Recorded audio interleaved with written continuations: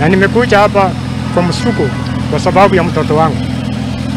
Mtoto wangu nilikuwa naye jana, bila ametoka ameenda kazini. Nimepata ripoti mwendo wa saa 4 mtoto wako amefunikwa na mchanga mahali wanachimba gold. Naitwa Miriam Ingado. Nimesikitika kwa kifo ya kijana wangu Edwin Mwangale alipomaliza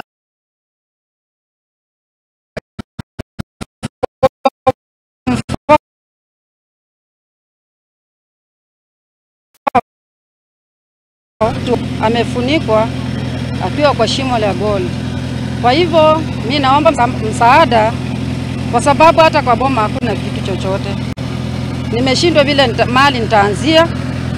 Kwa hivyo naomba msaada. Tangu huyu mtoto kufanya mtihani wake, alikuwa anasoma Bugina High School, akafanya form 4 yake 2022. Aliniambia kwamba auntie, nataka kujitafutia na nitaenda kwa mambo ya mining ili nijitafutie.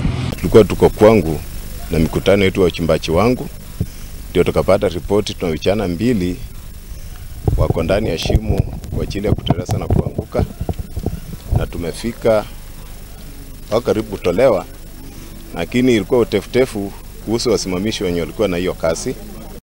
Na kwa hiyo tunaomba tu investor wote mahali ambapo uko na kasi kwa vijana, lazima uangalie usalama wao, kwa sababu tumefunza kila kitu, lakini mnawaacha maneno ya tunafunza kama sisi viongozi amuifati.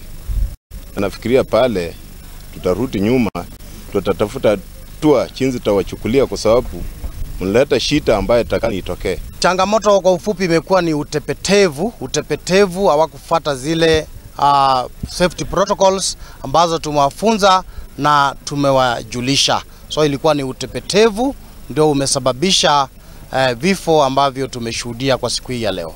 Kama kwamba wale vijana waliingia kwa shimo ambayo iko imepigwa hewa vizuri, na hiyo mambo ya safety issues. Na nimekuja nikaangalia, nikapata bado wako ndani ya shimo. Nikaita wale wahusika katika mining wakuje wa retrieve hizo mwili kutoka kwa shimo, tuhakikishe kama hawa vijana kweli ni Kaspa Lichembe.